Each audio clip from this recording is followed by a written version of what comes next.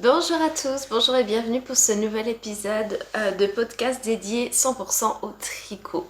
Je me présente très rapidement, je m'appelle Stéphanie, je suis en Bretagne, je vis sur Rennes plus précisément et je tricote depuis bientôt 7 ans. Si vous arrivez par là pour la première fois, bienvenue sur cette chaîne. Et pour les personnes qui me retrouvent, je suis ravie de vous retrouver après cette petite pause de fin d'année. Donc là, ce sera un podcast très classique. Je vais vous présenter mes objets, mes projets terminés et les en cours que j'ai en ce moment. C'est parti. Petit aparté, donc oui, pause de fin d'année, pour les personnes qui me suivent depuis un moment, vous le savez, j'ai accouché de mon deuxième enfant, donc en fin d'année, précisément le 13 décembre.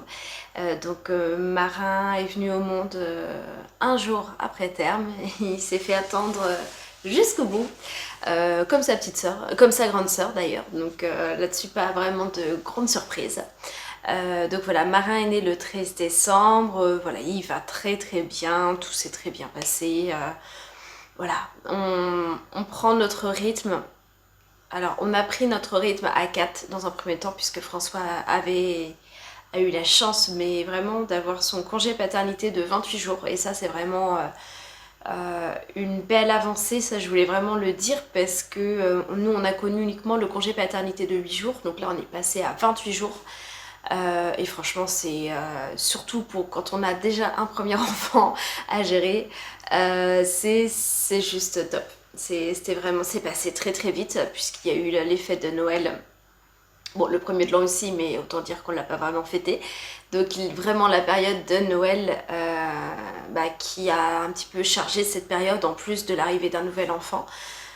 Donc le congé paternité qui était plus que le bienvenu.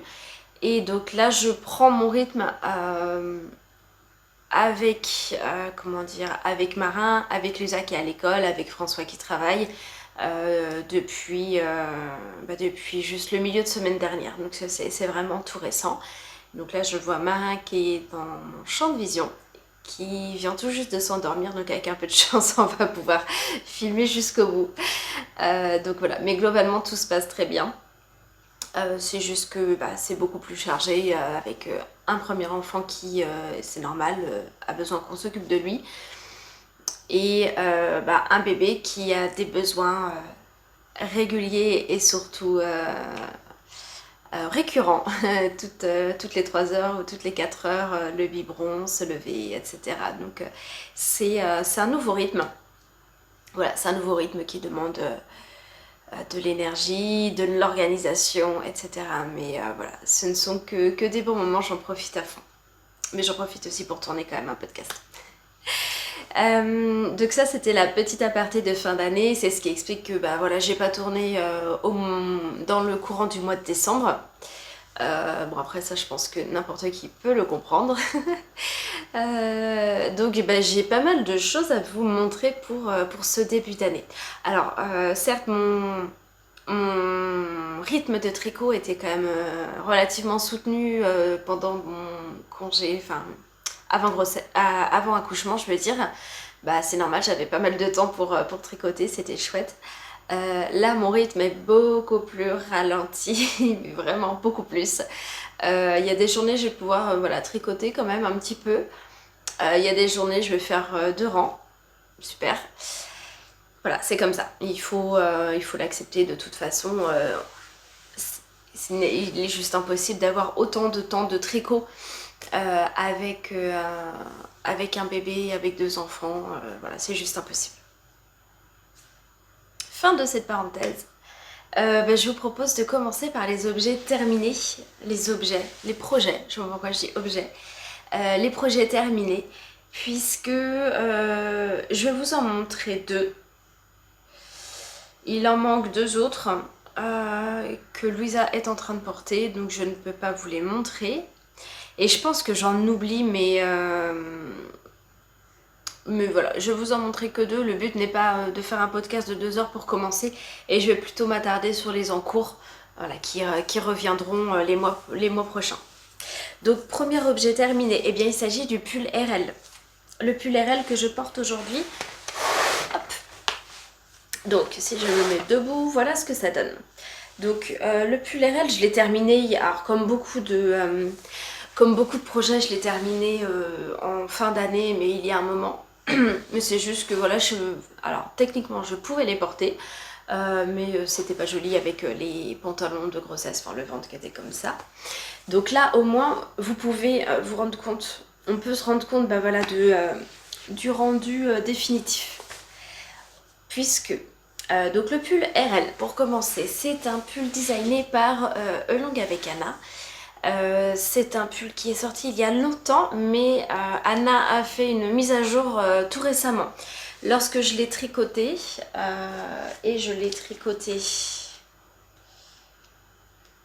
RL, je l'ai tricoté du 19 novembre au 6 décembre.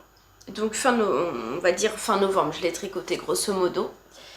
La mise à jour venait d'être actualisée, enfin envoyée via Ravelry. Et donc mise à jour qui propose une solution de col double à la place du col simple qui était la seule option au début. Donc il y a cette option de col double et je ne sais plus quoi. Bon, moi c'est la seule chose que j'ai prise. Donc pull RL, Elong avec Anna. Et pour ce qui est de la laine, eh bien c'est la laine que j'ai teinte moi-même et que je vous avais montré les mois précédents.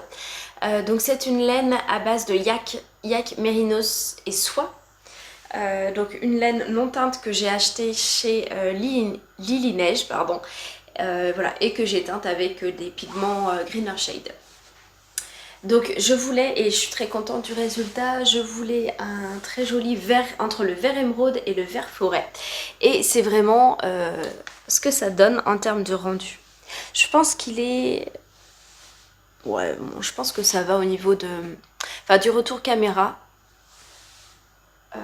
La couleur est assez fidèle. Donc c'est un pull qui se tricote du bas vers le haut. Donc là c'est la différence avec la plupart des pulls que je tricote. Ici on commence vraiment par les côtes. Donc des côtes 1-1 classiques. J'ai fait un montage classique je pense également. Côte 1-1. Et puis ensuite eh bien, on commence la texture.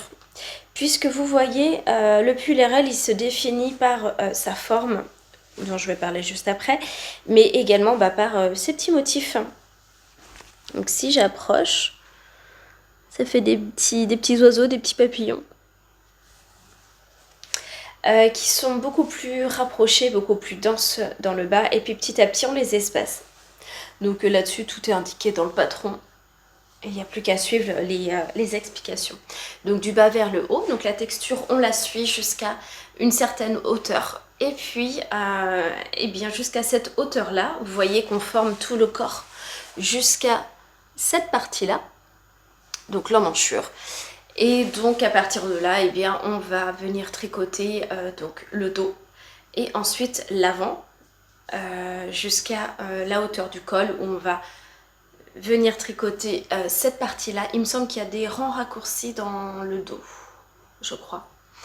On va venir tricoter cette petite partie d'épaule là juste devant, donc à droite à gauche plutôt, et puis on va venir faire une couture à 3 aiguilles, un rabat à 3 aiguilles pardon, un rabat à 3 aiguilles pour voilà, là on le voit très bien, pour venir joindre en fait les deux côtés.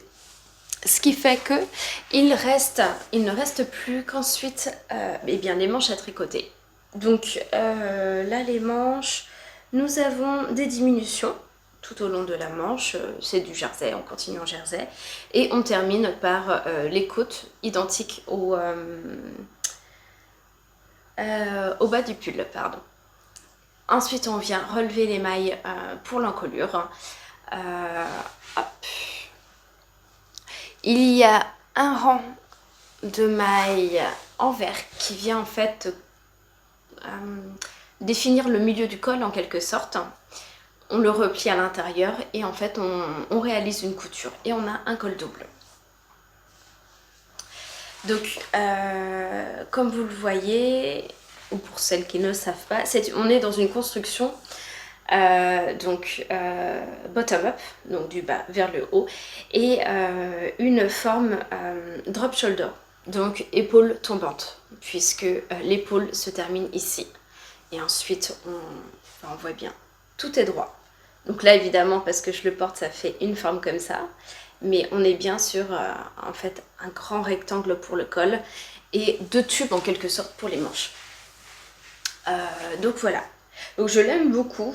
J'adore la laine à base de yak. Ce n'est que mon 2e pull, mais c'est vraiment une matière que j'aime beaucoup, qui est chaude, qui est vraiment douce. Et il y a un petit peu de soie dedans, donc qui apporte de la brillance également.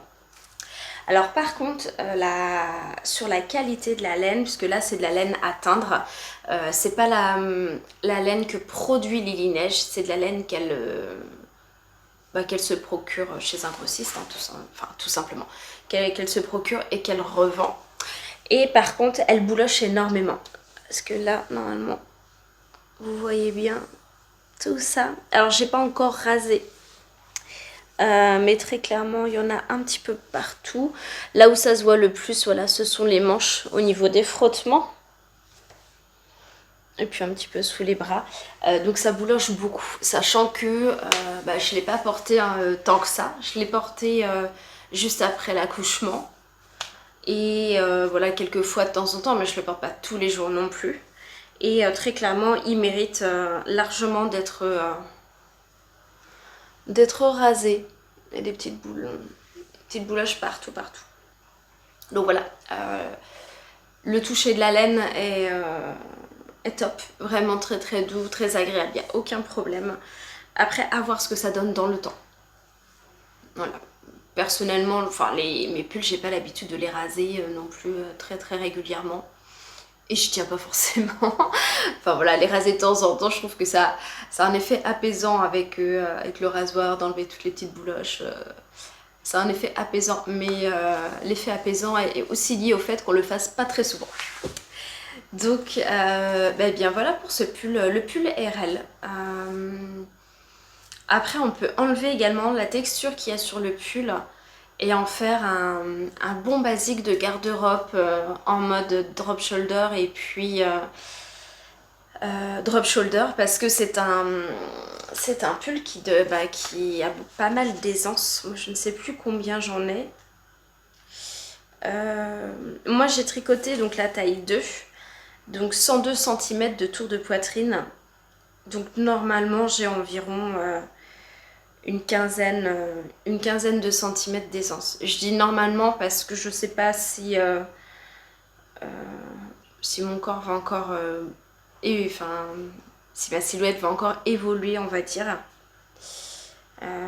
Mais en gros j'ai une quinzaine de centimètres d'aisance. Donc après on le voit plutôt bien.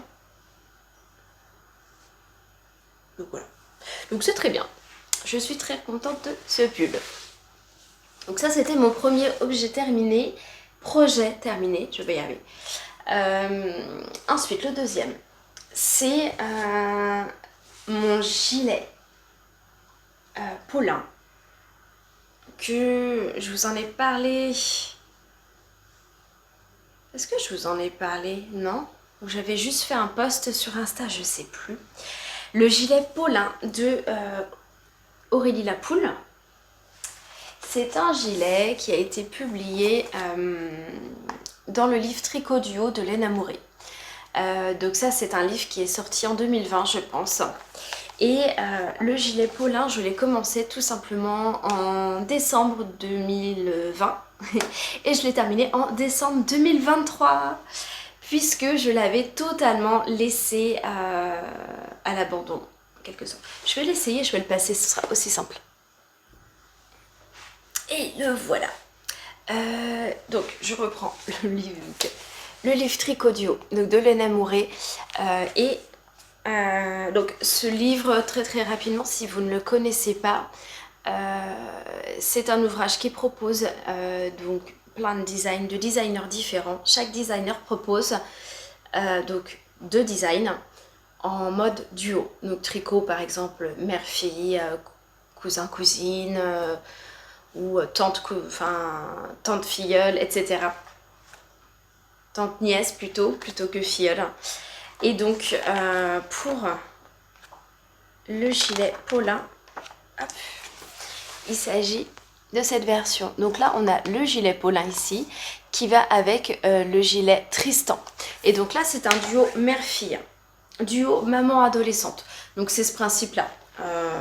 Si je vous en montre un autre, par exemple vous avez celui-là, duo Honoré et Suzette. Donc là c'est le couple d'amoureux, donc duo couple d'amoureux. Donc moi j'ai tricoté celui-ci et je l'ai fait également en couleur écrue, puisque c'est ce que je trouvais qui irait le mieux un petit peu avec tout. Donc ce gilet, il n'est pas bloqué, tout pour la bonne raison que je ne sais pas combien de temps il va mettre à sécher, puisque nous sommes sur une base. Donc pour la taille d'aiguille, je l'ai tricoté en aiguille 7. Attendez.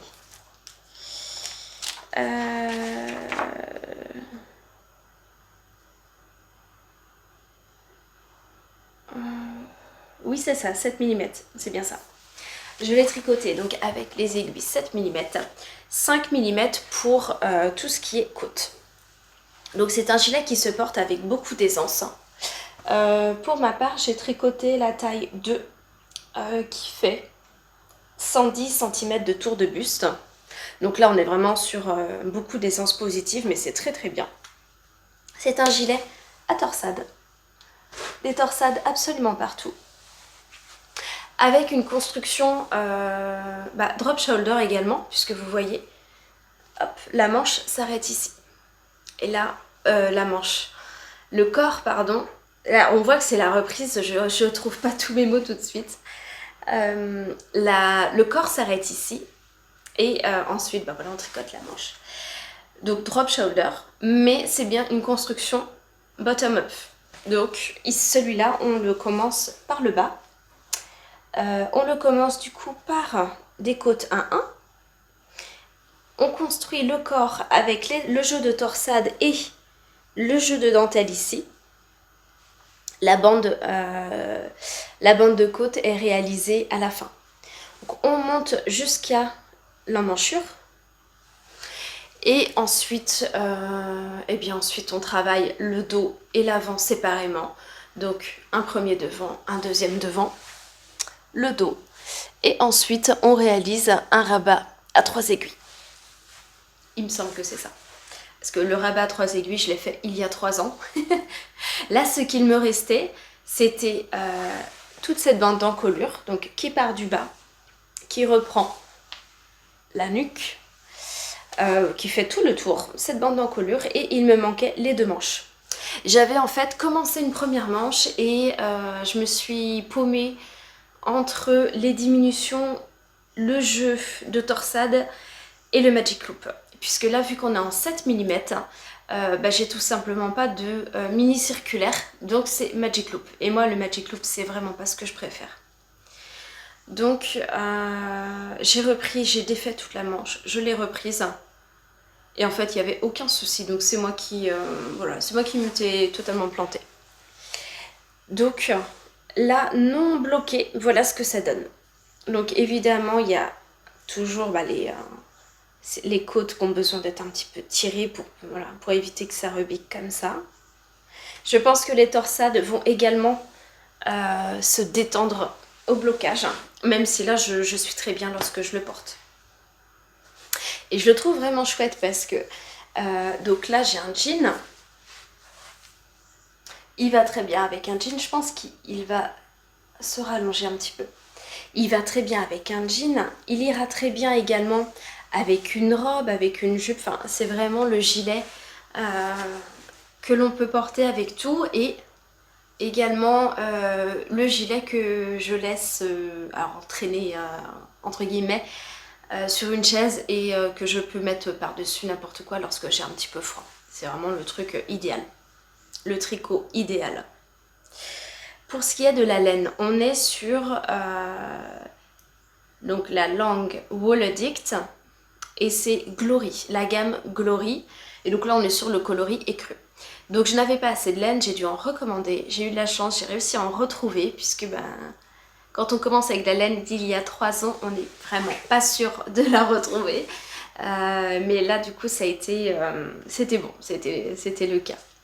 J'ai fait une seule modification sur ce gilet, c'est que au niveau des manches, normalement, entre la torsade et les côtes, donc il y a des diminutions et il y a la réalisation d'une tresse Vicky de mémoire.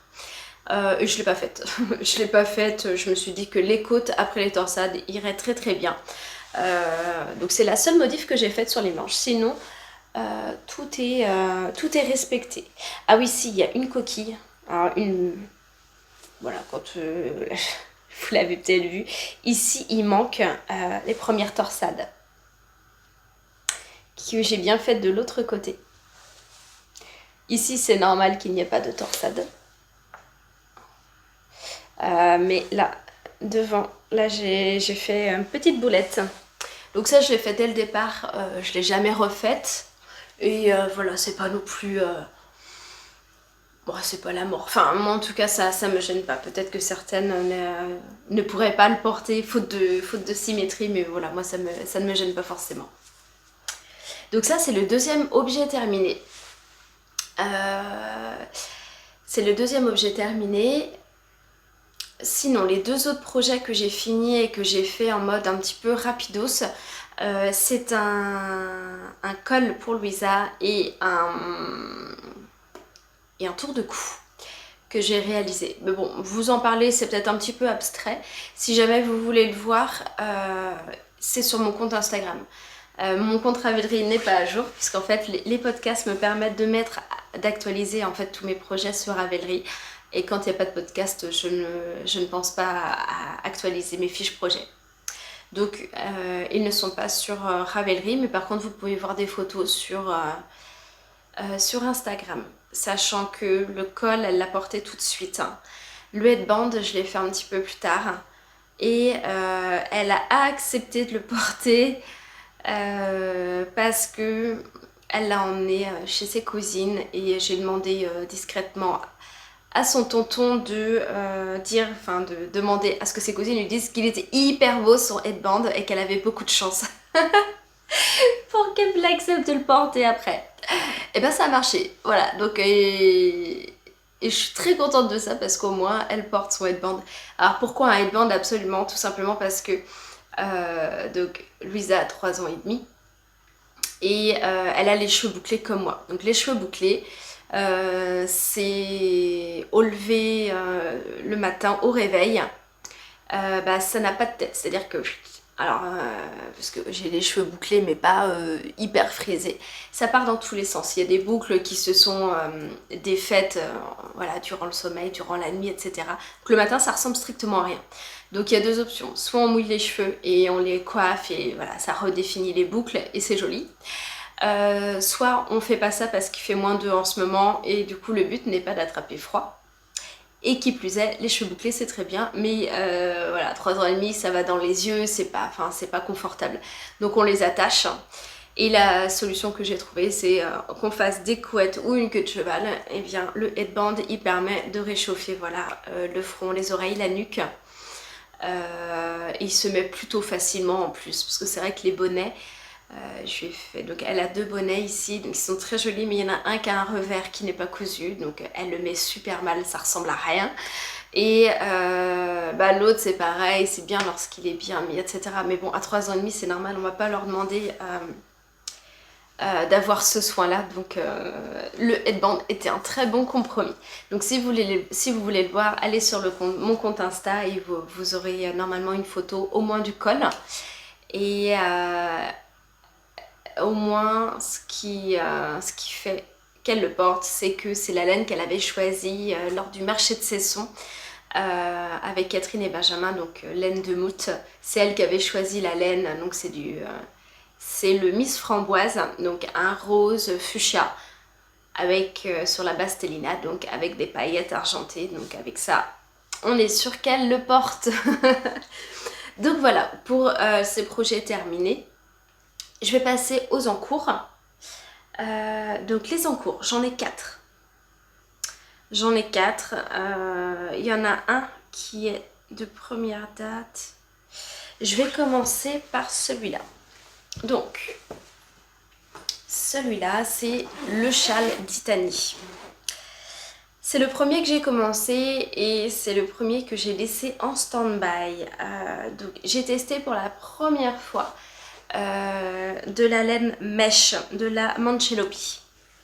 Donc, j'y vais tout doucement pour pas la casser. La Manchelopi que j'ai commandée chez Lanae. Ouais, donc là il y a un autre fil et il est cassé. Alors la Manchelopi, c'est une fibre que je n'ai pas du tout l'habitude de tricoter puisqu'on n'est pas du tout sur de la superwash ou quoi que ce soit. On est sur une laine mèche. Donc là vous voyez bien toute la mèche. Et sa particularité c'est que, alors comme disent certains, il ne faut pas trop tirer. Alors c'est même pas qu'il ne faut pas tirer. C'est que c'est pas qu'il faut pas trop tirer, c'est qu'il faut pas tirer du tout. C'est-à-dire que là, elle va pouvoir bien se dérouler.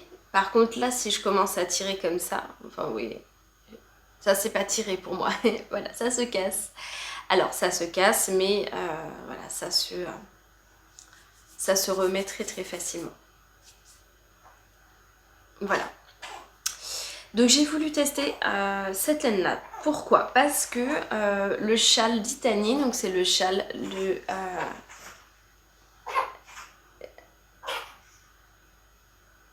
c'est bon, ma marin qui est en train de tousser. C'est le châle de Yarnflex. Donc Audrey Borrego. Et franchement que j'aimerais énormément porter s'il était terminé. Mais ce n'est pas le cas. Alors, hop, je tire sur les fils. Donc... j'ai dû récupérer les aiguilles pour faire autre chose. Donc voilà ce que ça donne à l'heure actuelle. Donc le châle d'Itanie. C'est un châle qui est tricoté justement avec de la Manchelopi. Donc je me suis dit pourquoi pas tester ce type de laine, même si je sais que je n'en ai pas l'habitude. Donc il se tricote en aiguille 6 mm, je crois. Non, 7. Bougez pas. Le châle d'Itanie. Hop là. Hop là. 6. J'ai un 7 avec un 6 dessus. Non, c'est 6 mm. Donc il se tricote avec les aiguilles 6. Et donc, il se caractérise par de la texture. Sur cette zone-là, nous avons une partie de semi-brioche. Semi dans le sens où on l'a fait que sur un rang. Vous avez ici des petites torsades que vous retrouvez là. Ici, c'est tout simplement des mailles glissées. Comme là. Nous avons toute une partie de jersey. Et pareil, ici des mailles glissées. Hop. Donc pour ce châle, eh bien, je suis partie d'ici. Bon, évidemment, avec un blocage, ce sera beaucoup mieux. Et on vient augmenter. Donc augmenter de ce côté. Ensuite, on reste droit. Et vous voyez, on augmente cette partie de jersey. Hop. Jusqu'à arriver à un certain nombre d'augmentations et ensuite de longueur. Enfin voilà, on peut calculer. Et là, je pense que je suis à peu près à la largeur. Ensuite, je vais continuer tout droit jusqu'à atteindre une longueur. Et puis, de l'autre côté, on fera l'inverse. Donc, diminuer et puis... Mais en tout cas, c'est un châle vraiment que j'aimerais porter parce que on a vraiment les températures pour porter un châle comme ça. Enfin, pour porter une fibre de ce genre. Bah, vous voyez là, j'ai même pas fait gaffe et la mèche elle s'est rompue. Elle s'est rompue. Ouais. Et l'autre bout est là. Bon bref. Donc si ce châle il est en cours, il est en pause, c'est tout simplement parce que je galère un petit peu avec les fibres. Donc là vous voyez, hop, donc là je vous ai montré, on tricote avec 2 fils. Donc là j'ai 2 cakes. Mais pour pouvoir trouver le fil et le dérouler, j'ai dû enlever des parties. Bref, c'est tout simplement, pour vous la faire courte, bon, tout se casse, ça m'agace, tout se casse. En fait, pour pouvoir dérouler, vous voyez, ici, ça va en dessous. Donc, au bout d'un moment, je soulève un petit peu, parce que sinon, ça casse directement. Donc, je soulève, là, ça se déroule, et puis, bah, au bout d'un moment, le fil se retrouve, par exemple, sous cette épaisseur. Donc, hop, je la retire comme ça de la pelote, et c'est tout ça, du coup, que j'ai en plus. Bon, là en plus je l'ai mis dans le sac. Je l'ai mis dans le sac, je ne l'ai pas tricoté depuis un moment, donc je ne sais pas quand je vais reprendre ça. Mais en fait c'est pas pratique. Parce que la laine elle est... donc c'est de la laine qui est naturelle, enfin naturelle, voilà, qui n'est pas super wash, etc. Mais elle est douce, elle est vraiment très douce. Elle est sèche, c'est vrai, mais elle est vraiment très très douce. Donc j'aime beaucoup le toucher. Et je pense que j'apprécierais beaucoup la chaleur aussi de cette laine. Mais en fait, je passe plus de temps à dérouler tout doucement. Donc, la première galette, la deuxième galette. Et à chaque fois, il faut que... Qui dit dérouler dans un sens, dit...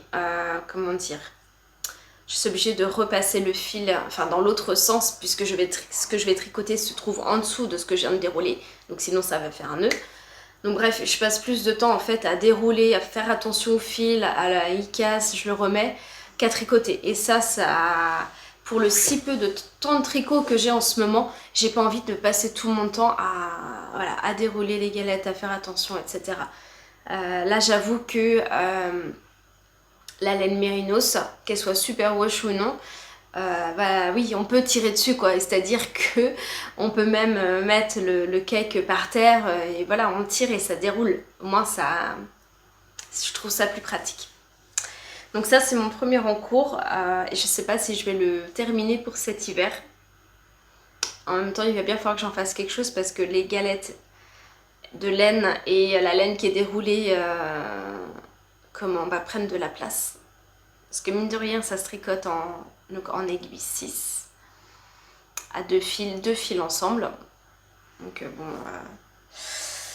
Et donc j'ai bien pris un fil de chaque galette parce qu'au début j'ai cherché à prendre le fil à l'intérieur de la galette et le fil à l'extérieur.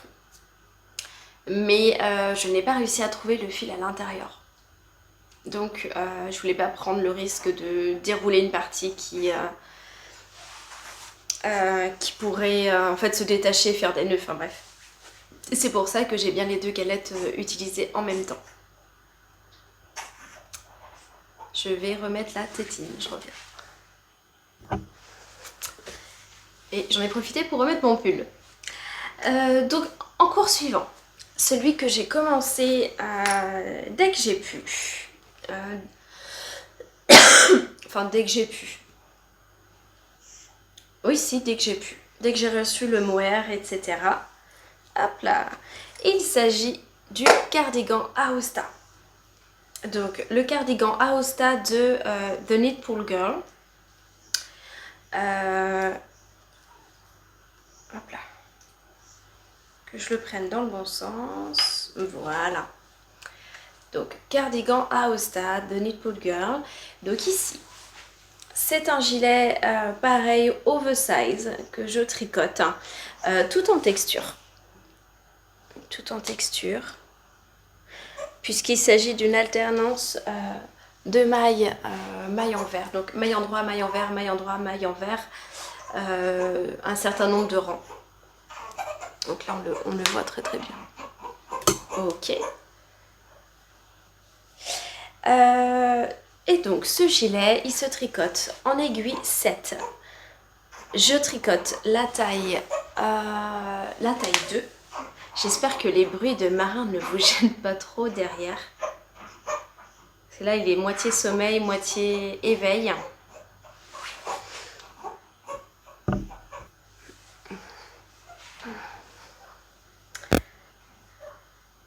Donc je le tricote en aiguille 7 cm pour la taille 2. Et la taille 2, je vais vous dire l'aisance, 98 cm. Donc non, c'est pas la taille 2, excusez-moi, c'est la taille 3. Pour un buste d'environ 85-90 cm, ici j'aurai 98 cm. Donc pour ce gilet, eh bien on commence, c'est une construction top-down. Donc on commence bien par le haut du gilet, on réalise le raglan comme on peut le voir. Et ensuite, eh bien, on tricote tout le corps. Et on finit par des côtes. Et donc là, c'est de mémoire 5 cm de côte. Donc pour les côtes, on descend sur des aiguilles 5 mm, il me semble. Enfin, on descend évidemment les tailles d'aiguilles. Et ensuite, eh bien, on tricote les manches en Magic Loop, n'est-ce pas? Et c'est pour ça qu'il est un petit peu en pause. Parce que j'avoue que les manches sont très longues. Enfin, je trouve que les manches sont hyper longues à tricoter. Après, il y a une belle largeur quand même. Hein. Un joli diamètre. Et je n'ai fait que la première. En revanche, ce que j'ai fait, c'est toute la bande d'encolure. Ce qui n'est pas rien. Hop. Bande de boutonnage et d'encolure. On l'a fait en une fois. Donc on voit les côtes 1-1 avec l'emplacement, hop, des boutons. Et puis on fait l'encolure également. Donc là j'en suis à la première manche. Et j'avoue qu'il est en pause parce que j'ai lancé un autre projet. Mais lui j'ai vraiment hâte de le terminer. Donc c'est vraiment un gilet qui sera pas trop long, vous voyez, qui pourra se porter avec des jeans taille haute. Après, je l'ai pas fait, il est quand même assez long lorsque je l'ai essayé. Il n'est pas du tout cropped, même si mon pull paraît plus long. Il tombe quand même assez bas, il y a quand même du poids avec toute la laine. Et il n'est pas bloqué. Puisque là on est sur des grosses aiguilles, pas mal de laine, donc ça risque de s'allonger un tout petit peu au blocage. Puisque en termes de laine, eh bien il s'agit de la couleur Potion Maléfique de laine de moute sur de la fingering et du mohair. Donc parce qu'il y a une pelote qui s'est totalement défaite. Donc si je vous montre, voilà, je tricote 3 fils en même temps. Donc on a ici, hop, on a ici la fingering. Donc on est vraiment dans les tons rose et orange avec pas mal de beige, mais surtout rose orangé. Et on a le mohair, c'est la même couleur mais sans les speckles orange, puisque sur du mohair, le orange aurait risqué en fait de prendre beaucoup trop de place sur les écheveaux. Donc du coup, ces 3 couleurs en même temps, ces 3 fils en même temps, pardon, voilà ce que ça donne. Donc on retrouve les speckles orange, de loin on le voit bien, on retrouve les speckles orange, le fond reste rose. Mais du coup j'aime beaucoup la couleur, je trouve ça vraiment doux et chaud. Alors après, donc ça c'est ce que j'ai pour la première manche. Donc après la manche, il ne m'en manque pas énormément non plus puisqu'elle est très large et elle tombe quand même assez bas. Donc il me reste ça et pour les premiers écheveaux. Hop là. Oh. Voilà ce qu'il me reste. Donc j'ai pas... J'ai un petit doute quand même sur le fait d'avoir assez de laine pour faire l'autre manche et finir la première. Mais bon, on va voir parce qu'en même temps, il ne faut pas oublier que certes on utilise 3 fils en même temps, mais sur ces écheveaux il y a quand même 400 mètres. Hein. Donc tout ça pour dire que pour le corps qui est tricoté, plus la première manche, il me reste tout ça puisque j'avais 4 écheveaux de fingering et 2 écheveaux de mohair. Donc normalement j'ai assez de laine. Bon, normalement. On verra. Donc je ne sais pas, enfin si je pense savoir quand je vais le reprendre, lorsque j'aurai terminé le châle que j'ai commencé. Mais j'avoue que là, les manches Magic Loop me motivent pas du tout. J'ai cherché des mini circulaires en 7 mm. Donc chez Chiago, ça n'existe pas. J'ai regardé des mini circulaires. Mince. Je ne trouve pas mes mots. Donc pas les fixes, mais celles qu'on visse. Ça n'existe pas. Et même en fixe, ça n'existe pas chez Chiago. Alors peut-être que ça existe dans d'autres marques. Pourtant j'ai jeté un œil. Mais j'ai peut-être mal regardé. Dans tous les cas, là je suis sur du Magic Loop. Bon, voilà. C'est ce qui explique que toutes les bordures sont faites. Enfin, il ne reste vraiment que les manches. Mais bon, il va falloir que je termine ça quand même. Ensuite, je vous ai dit 4 en cours, mais non, j'en ai 5. J'en ai 5, puisque pour aller à la maternité, il me fallait un projet zéro cerveau, puisque à ce moment-là, j'avais le châle d'Italie, mon gilet Aosta, et c'est tout. Donc du coup, autant dire que déjà ce sont des projets qui prennent beaucoup de place avec X pelotes, enfin pas du tout pratique.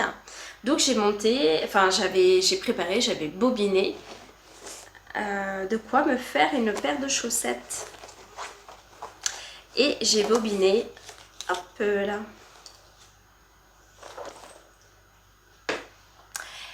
J'ai bobiné ce kit à chaussettes de Arcoiris Yarn.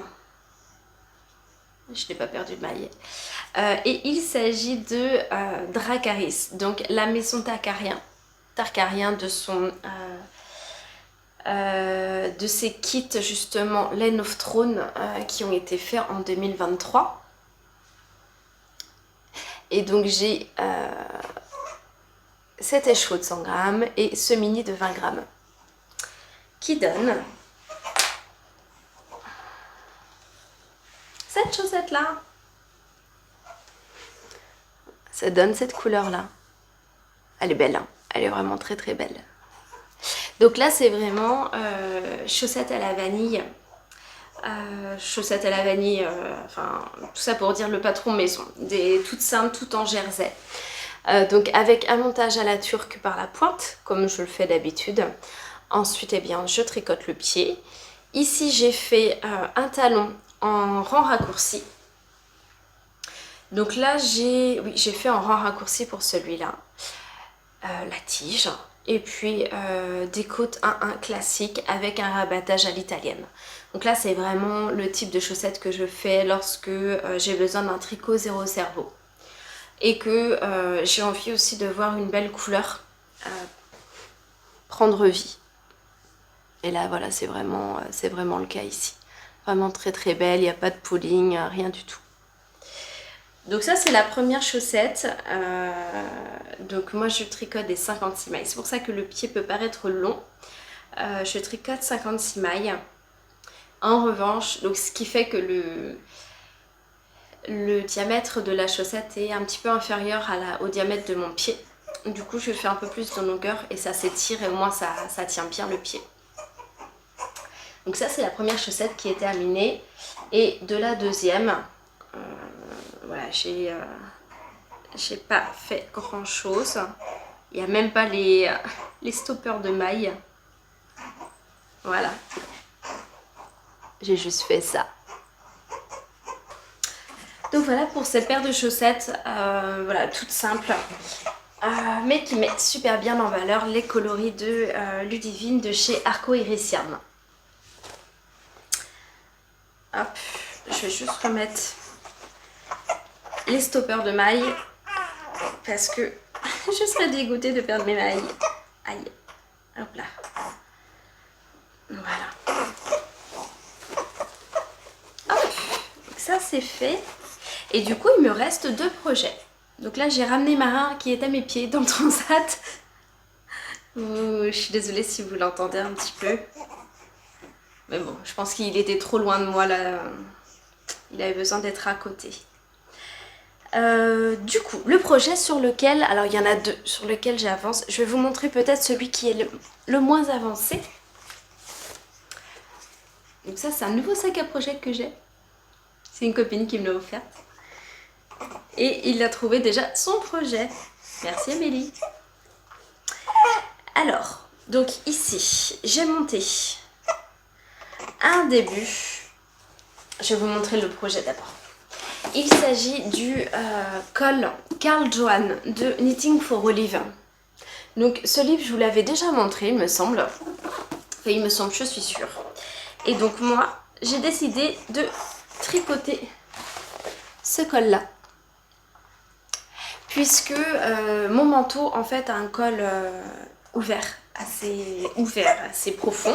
Donc c'est super joli, mais, mais quand il y a du vent et qu'il fait froid, et bien il fait froid. Donc là il y a vraiment tout l'intérêt de ce col, donc Karl Johan. Et j'ai commencé et j'ai fait que ça. Donc là normalement je dois tricoter 18 cm de côte 1-1. Et donc là, je dois être à 9, allez 10 grand max. Mais du coup, c'est long. C'est long parce que là, moi, j'ai 92 mailles. Et voilà, côte 1-1. Je ne tricote pas à la continentale, donc c'est assez long. C'est assez long, mais vous allez voir les laines. Vous allez voir les laines. Je tricote avec... la base Single Lady de The Woolly Skin et c'est le coloris Fairy Dust. Et ça c'est un écheveau entier qu'il me restait puisque je me suis tricoté un pull 13 KO avec ces écheveaux là. Sauf que le pull 13 KO, vu qu'il est cropped, j'en avais eu besoin que de 2. Donc là il m'en restait un. Donc j'ai pris cet écheveau là et j'ai pris des restes de Suri de Maison Corlaine. C'est dans sa base non superwash et c'est la couleur Med B. C'est ça je crois, Med B. C'est une couleur écrue légèrement rosée, très légèrement rosée. Et donc les deux ensemble ça donne ça. Donc pour le col, eh bien il n'y a pas de taille, il n'y a qu'une seule taille. Il n'y a qu'une seule taille. Là, je suis en aiguille 3 mm pour les côtes. C'est aussi pour ça que c'est long. Là, je suis en 3 mm. Et lorsque je vais passer au reste du corps, je serai en 4 mm. Mais voilà, il sera vraiment très très joli. C'est tout doux. C'est tout doux et du coup, ce sera assez discret sous mon manteau. Et ça me tiendra bien chaud puisque là, on est quand même sur... Donc la Single Lady, c'est une base... c'est pas une base, c'est un fil single tout simplement. Ouais, j'ai beaucoup de mal. C'est une laine fingering base single, fil mesh single. Donc voilà, donc ça déjà c'est très très doux. Et puis bah, la Suri qui est bien poilue, comme on peut le voir. Qui est plus poilu, plus épais que du mohair, mais plus doux. Donc là, les deux ensemble, ça va être top. Il faut juste que je termine ces côtes. J'essaie de m'y mettre, d'en faire un petit peu régulièrement. En faisant souvent, mais pas forcément longtemps. Généralement on finit par atteindre le bon nombre de centimètres de coton. Donc voilà, là j'espère que terminer parce que là du coup c'est le col roulé. Je vous l'ai montré peut-être un petit peu rapidos. Attends, hop. Donc là je suis justement sur le col roulé, donc le col retourné. Ensuite on va travailler cette partie là, les épaules, et puis après il y a le devant et l'envers. Il est très simple hein, parce que là il est vraiment tout en jersey. Je me demande si je vais pas faire un petit peu de côte pour le fun. Mais voilà, histoire de texturer un petit peu le col. Je vais voir, et quitte à faire des diminutions, parce que il y a Petite Knit qui a sorti qui a son modèle en fait de col. Elle en a plusieurs. Il y en a un qui est justement qui a des diminutions avec voilà, des côtes sur le côté. Je me dis que ça peut être pas mal parce qu'après tout le col du manteau il est bien comme ça, il est pas voilà, j'ai pas forcément besoin d'avoir le carré très large sur toute la largeur. Je vais voir comment je vais faire ça. Et le dernier projet en cours, eh bien il s'agit du châle Pythagore que je fais en cale en ce moment même. Donc avec Mademoiselle Pluche, on avait l'intention de le faire ensemble en cale. On s'est dit ça durant l'année 2023, sans forcément définir de date. Solène voulait attendre d'avoir eu son calendrier de l'Avent pour pouvoir réaliser justement le châle et utiliser justement les mini pour le faire. Puisque le châle Pythagore, eh bien c'est un jeu un peu comme du patchwork. Ou qui permet d'utiliser donc soit des écheveaux pleins, mais aussi des restes. Et donc le voici. Alors, oui, j'ai pas fini mon explication de cale.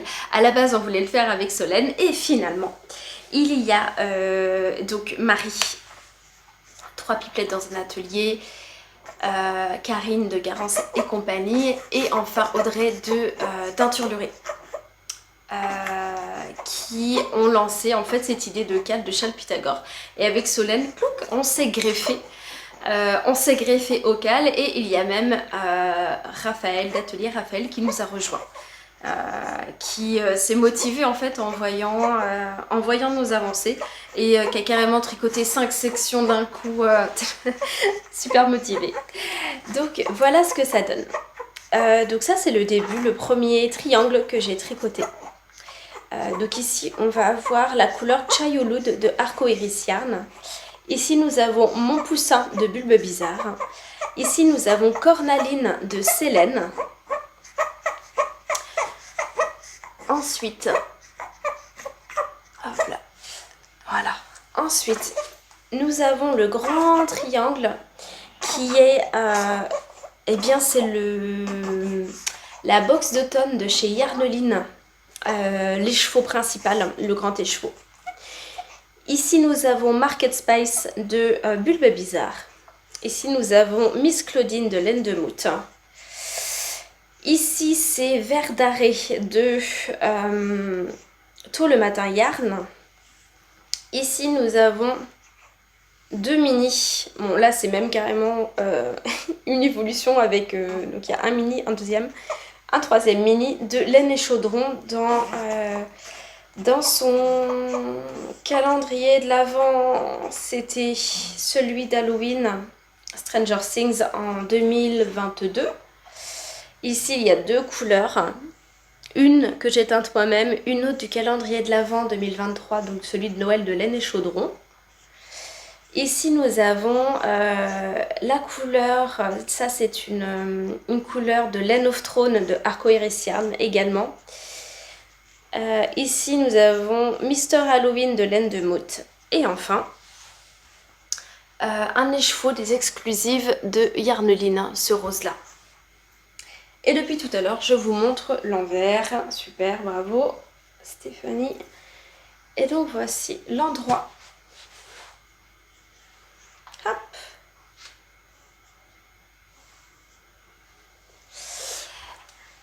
Voilà où j'en suis pour mon châle Pythagore.